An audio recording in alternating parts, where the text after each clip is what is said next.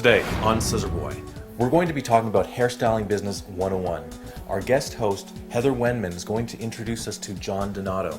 John is an award-winning hairstylist, and he's also a top salon business owner. Between his 3 salons, he brings in 2,000 clients a week. So we're going to be talking about a lot of things, all to do with business and how to make your salon more successful, how to keep everyone in your salon motivated and inspired to do their best. We're going to talk about customer service and a lot of other things. Let's get started.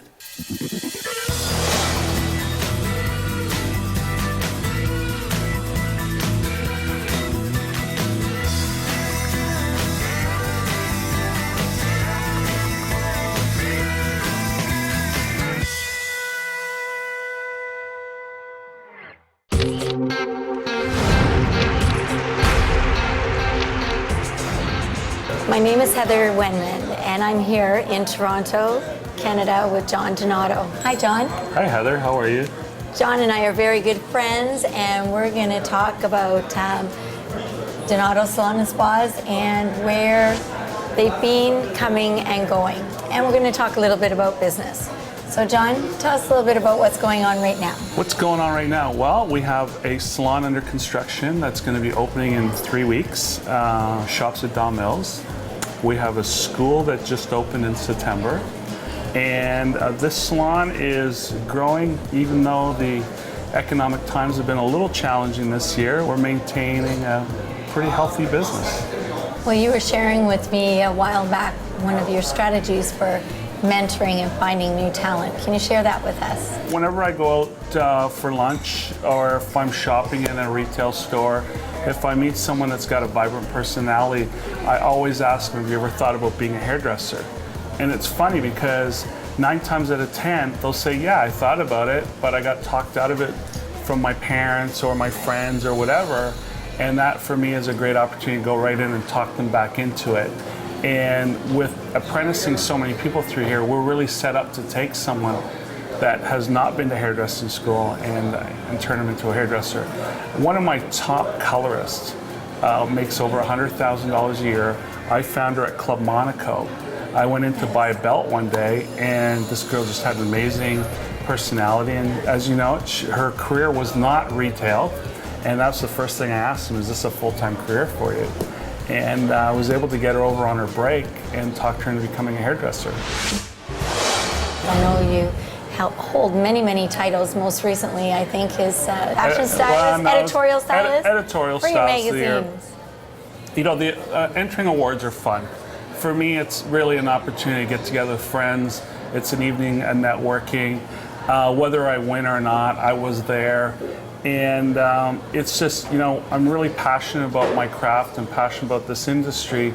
So, and over the years, I've spent the majority of my time in photographer studios, working on many, you know, campaigns from fashion, beauty, commercials for a lot of the drugstore brands that we see and hate so much today.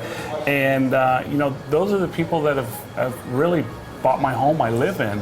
And when you've got that work sitting there, I like to share it with the industry and my friends and friends on the other side of the world. So, what kind of tip would you give, you know, a new inspiring stylist that would like to go into session work or editorial work that, you know, maybe sort of doesn't realize that there's all different types of, you know, levels of creativity out there, from the simple, you know, drugstore ads right up to, you know, the large covers and editorials that you've done. If they were really trying to inspire, open a door, could you give some advice? Yeah, if I was starting all over again today, there's 2 things I would do. Start taking your own pictures. And with the world of digital the way it is today, you don't have to be a professional photographer to compose great photographs. And I think that any free time you have, start photographing your clients, your friends, and then approach modeling schools. If you live in Collingwood or you live in Hamilton or wherever, you don't have to be in the center of the universe, whether it's New York City, Chicago, LA, Toronto. Starting your own community. There's got to be a modeling school or a dance school, and start working with young people. And And make a rule, if you really want to have photographs that are going to represent you well, don't photograph anyone older than 25 and don't photograph anyone younger than 15. And start playing in that age group. And you know, the majority of the top models in the world today who are being hired for the big campaigns are between the ages of 15 and 19. So, you know, take that for what it's worth.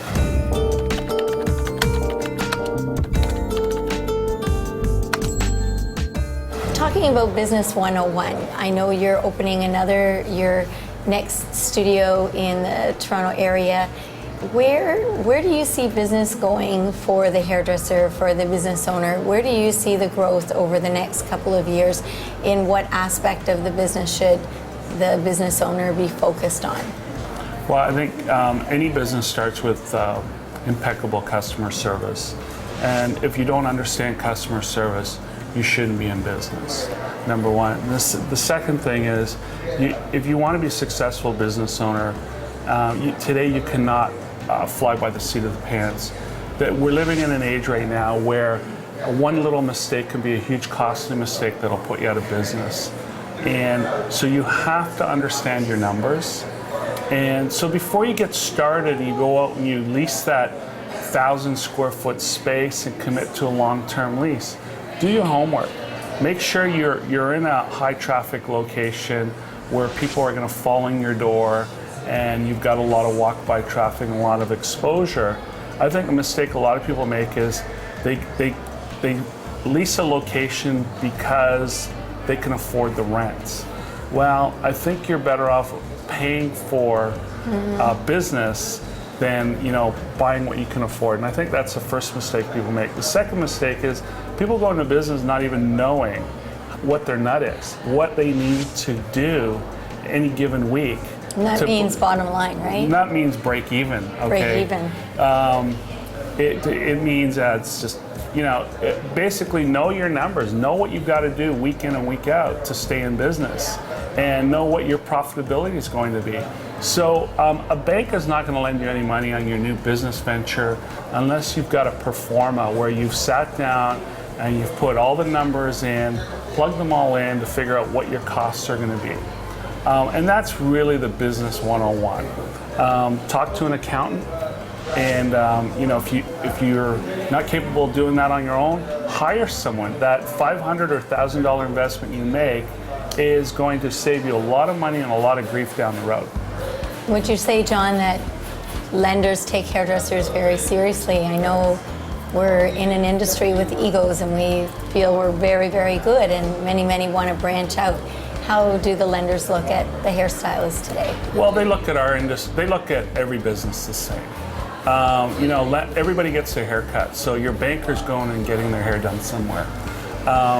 Unfortunately, when you're running a 10,000 square foot business doing $9 million a year, your lenders group you into the usual model of 1,000 square feet doing $500,000 a year. So I think for anybody going into business, whether you're in the restaurant business, car business, whatever, you have to take the time to educate your lender, whoever that may be. Frankly, I look at my vendors like another vendor.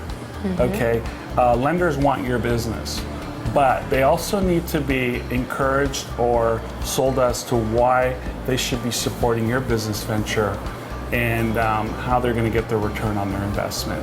So I think that you have to have a presentation just like anything else. You have to make the time to do your homework, whether it's a pro forma, renderings, your story. There has to be a great story in place for a lender, whether it's angel money, it's friends and family, or it's the Bank of Montreal or Scotiabank or whatever bank we're dealing with today. I want to be in high traffic locations. I want to be in a place that if 5 of my staff were to walk out tomorrow for whatever reason, I could pick up and hire 5 new people and get them busy very quickly. And that's happened it happens to every salon owner. And if you don't think it's going to happen to you, it will happen to you one day, where you will have a small or a large walkout, and you have to be able to rebuild at any given time. And that's probably the number one reason why location is very important in this business. That is if you are building a business. And I say this to a lot of people that come to me and say, John, I'm ready to open my own salon. And the first question I'll ask is, well, let me ask you, are you opening a salon because you want your own space to do hair in? Or are you opening a business? So I look at it as, are you building yourself a job, or are you building yourself a business? When the time comes to retire, you can sell a business. You can't sell a job. And I'm sorry to say this, but a lot of my friends in the business are managing jobs. They're not managing businesses. And there's a lot that goes into managing a business, having a location that someone would want to buy from you. And that's maybe something to look at too. If you're looking at locations, ask yourself, if there was a salon already there, would I put up the money to buy that salon? I understand and know that you drive more than 2,000 clients, full service clients through your 2 studios in a matter of 1 week. What is your secret to maintaining that clientele and having new business coming through your door? Well, I can't say customer service enough. And obviously, my version of customer service and someone else's may be a little different, but we do, my focus is on adding value to every client's visit to our salons. We have a call center. We do a lot of outbound calling to our clients. We like to stay connected in many ways through the internet. So John, in closing, I have a special question for you. You're motivated, I'm motivated. How do we keep our staff motivated? What's your secret? That's a loaded question. You know what though? That is probably the most important key ingredient in running a successful salon. Why should your staff get out of bed in the morning to come and work at your place of employment versus somewhere else? And I think that everybody's motivated by different things. And probably money's the lowest one on the long list. Money's important, but I think education, a place where people are going to come to work every day, be inspired by the people around them, be inspired by the company they work for and the company they keep, and that comes through having ongoing education. There's got to be something for everybody. In a successful salon, you're going to have people working there at all different levels. So you got to have something that's driving the guy that's been in the business for 15, 20 years, and you've got to have something a little different that's driving the person that just got out of beauty school. That's number one. The other thing is communication is probably the secret ingredient to every successful salon and business in general, where the leaders, the management, are staying connected with the staff. When you've got 140 people, it's really hard to go around touching every one of those people every day that work with you. So frequent staff meetings, our friend Win Claybaugh says, yes, have staff meetings or die. Yes, He should write a book on that, but maybe we should write a book on that. But having staff meetings, we do 1 minute manager at work every week with every employee here. The department manager meets with every one of them for 2 minutes, and you're staying connected that way. We also meet once a month for 2 hours where we close the salon down. So imagine a salon this size and spa with 140 people being closed on a Thursday morning, one of the busiest mornings of the week, from 9 till 11. Why? Because you know what? That communication is so important, and there's so much that goes on any given day. There can also be a lot of misunderstandings.